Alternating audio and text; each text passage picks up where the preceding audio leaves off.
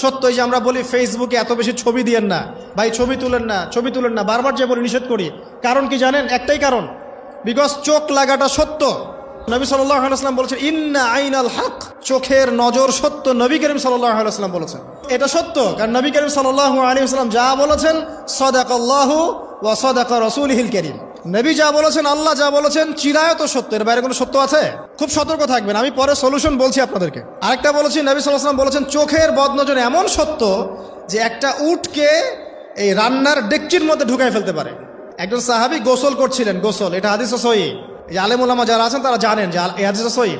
একজন সাহাবী গোসল করছেন, তার গায়ের চামড়াটা খুব সুন্দর ছিল, একদম স্কিনটা অনেক সুন্দর থাকে না এমন কিছু মানুষ।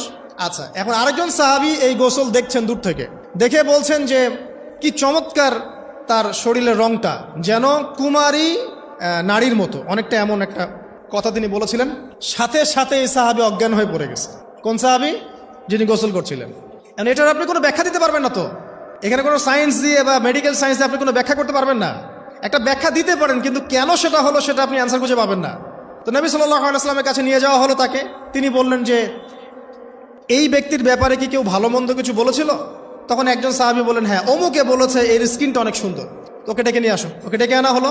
ডেকে আনার পর নবীজি তাকে অনেক শাসালেন, তোমরা তোমাদের ভাইদেরকে কি মেরে ফেলতে চাও? তখন এই সাহাবী তো অবাক, আমি আবার কখন মারতে চাইলাম ইয়া রাসূলুল্লাহ?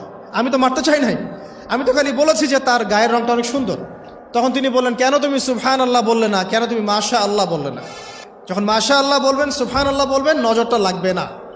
আর যখন আপনি মাশা আল্লাহ বলবেন না, সুবহানাল্লাহ বলবেন না, দেখবেন নজর লেগে গেছে। আপনি বিশ্বাস করেন ব্যবসা খুব ভালো চলছে, মানুষ বলল যে বাহ তোর তো ব্যবসা হেভি, লালে লাল শাহজালাল, ঠিক আছে, দেখবেন আপনার কেনা বেচা বন্ধ হয়ে গেছে। এরকম হবে, আমার কথাটা বিশ্বাস করেন। এটা কিন্তু সায়েন্স প্রমাণ করতে পারবেন না, আল্লাহ এবং তার রাসূল বলেছেন, তার উপরে কোনো সত্য নেই। আছে সূরা কাহফ 29 নম্বর আয়াত পড়ে দেখেন, আল্লাহ পাক বলছেন ওয়াকুলিল হাক্কু মির রাব্বিকুম, সত্য সেটাই যা তোমার রবের পক্ষ থেকে আসে। ফামান শাআ ফালইউমিন, যার ইচ্ছা হয় বিশ্বাস করুক, ওয়ামান শাআ ফালইয়াকফুর, যার ইচ্ছা হয় সে অস্বীকার করুক। এই কারণে আমরা বলি ফেসবুকে এত বেশি ছবি দেওয়া, এই আই ওয়াশ করা, এই যে শোডাউন করা, হ্যাঁ, ইসলামের কিছু কাজ করলেন একদম মানুষকে না দেখাইতে পারলে ঘুম হচ্ছে না, এগুলো বন্ধ করেন, এগুলো বন্ধ করে দেন আল্লাহর ওয়াস্তে। অফলাইনে কাজ করেন, নিজেকে গোপন করার চেষ্টা করেন। যত বেশি মানুষের কাছে নিজেকে এক্সপোজ করবেন, কাজের বরকত কমে যাবে, কাজের বরকত কমে যাবে, চোখ লাগবে, নজর লাগবে।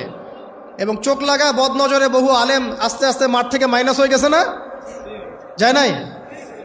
এখন কি আলেমদের সংখ্যা বেশি না কম? যত দিন যাবে আলেমের সংখ্যা আরও কমে যাবে। নবীজি বলেছেন আলেমদের সংখ্যা কমতে থাকবে, মানুষ জাহেলদেরকে আলেম বানিয়ে নেবে।